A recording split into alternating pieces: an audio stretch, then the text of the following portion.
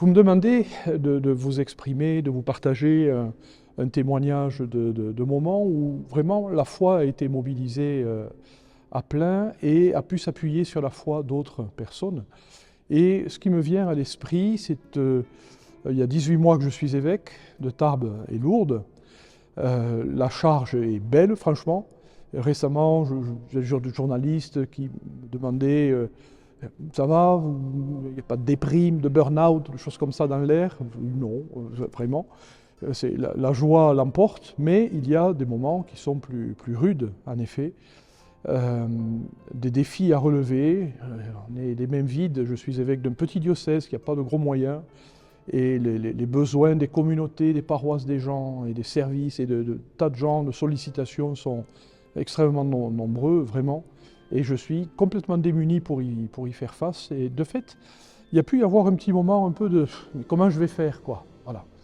Et ce sont les membres du conseil, de mon conseil vraiment avec lequel je partage le plus, le conseil épiscopal, constitué de 3 prêtres, de 3 laïcs, d'un diacre, etc., hommes, femmes.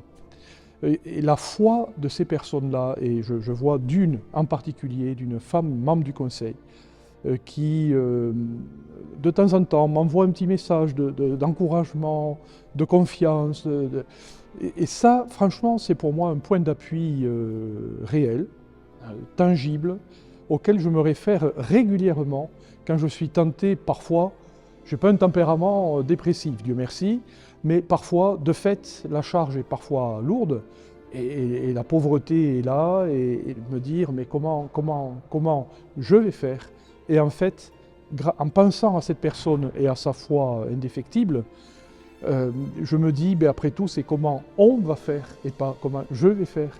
Et on va y arriver, on va faire ensemble parce que le Seigneur est là et que l'Église est entre ses mains. Et voilà.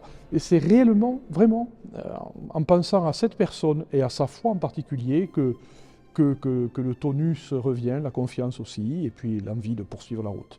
Alors paradoxalement, les 24 années précédant ma nomination, je travaillais dans les séminaires et la formation et des séminaristes pendant 15 ans, puis des formateurs des séminaristes pendant 9 ans.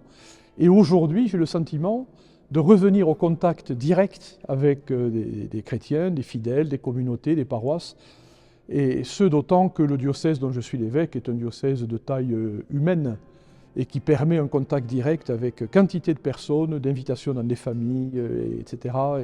Et je trouve ça extrêmement agréable, profond, chaleureux, d'un grand soutien, et alimente l'esprit de famille que je promeus vraiment, que je désire voir se développer dans tout le diocèse, quels que soient les styles des uns et des autres, mais que tous les enfants de la même famille aiment se reconnaître frères et sœurs, même si Pierre n'est pas Jeanne et Jeanne n'est pas Jules. Voilà.